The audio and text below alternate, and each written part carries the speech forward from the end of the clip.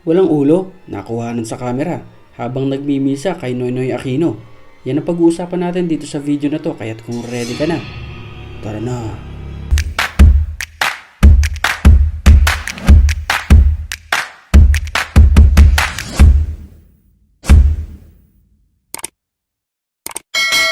It is with profound grief that on behalf of our family, I am confirming that our brother, Benigno Noynoy S. Aquino III, died peacefully in his sleep.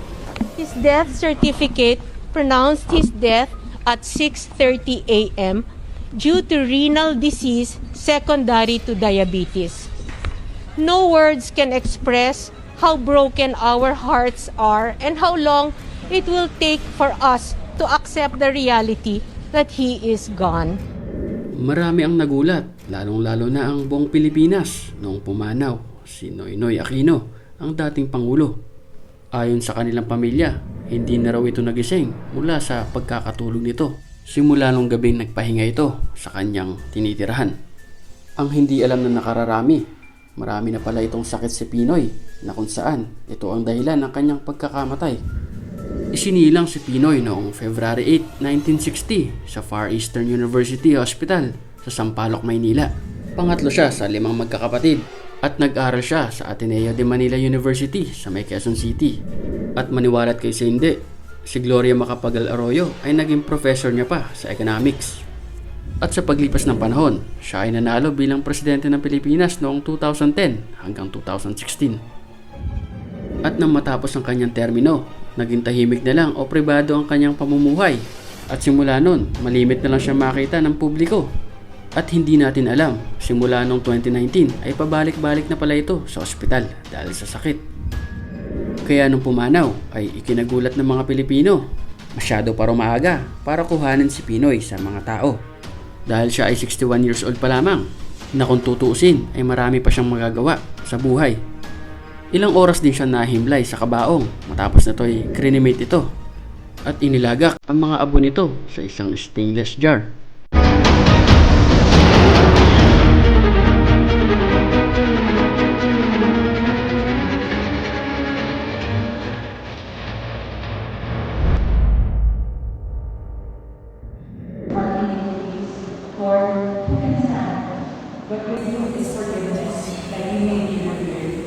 I hope in the Lord, I trust in His word. I trust in the Lord. My soul trusts in His word. My soul waits for the Lord, more than the sentinels wait for the dawn. I hope in the Lord, I trust in His word. More than the sentinels wait for the dawn, let Israel wait for the Lord. For with the Lord is kindness, and with Him is plenteous redemption. I hope in the Lord, I trust in His word.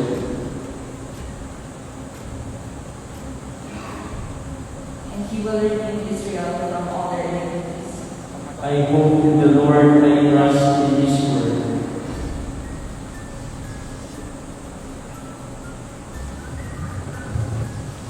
Please stand to honor the Holy Gospel.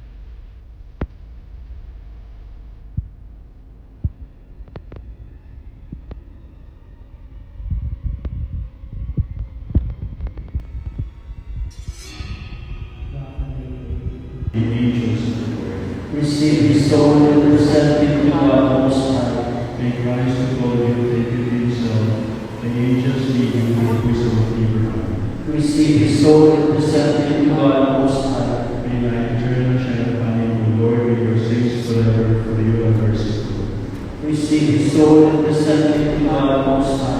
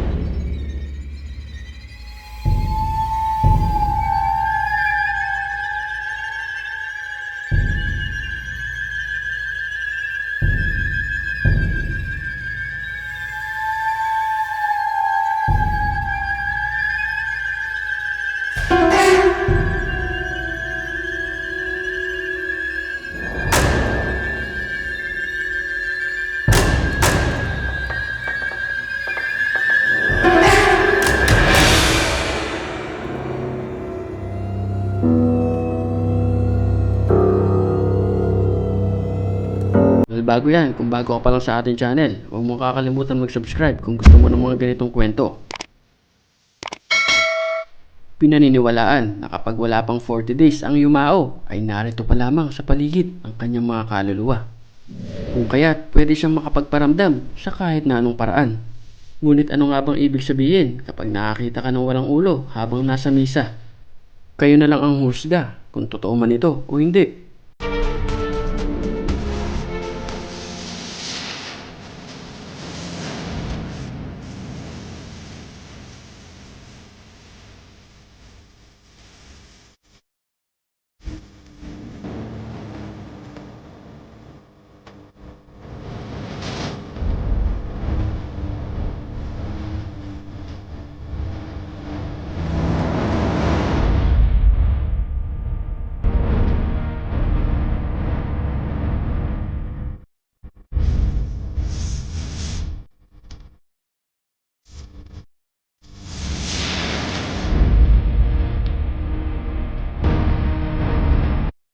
Ano kaya ang ibig sabihin nun? Mag-comment ka na sa baba at pag-usapan natin next time.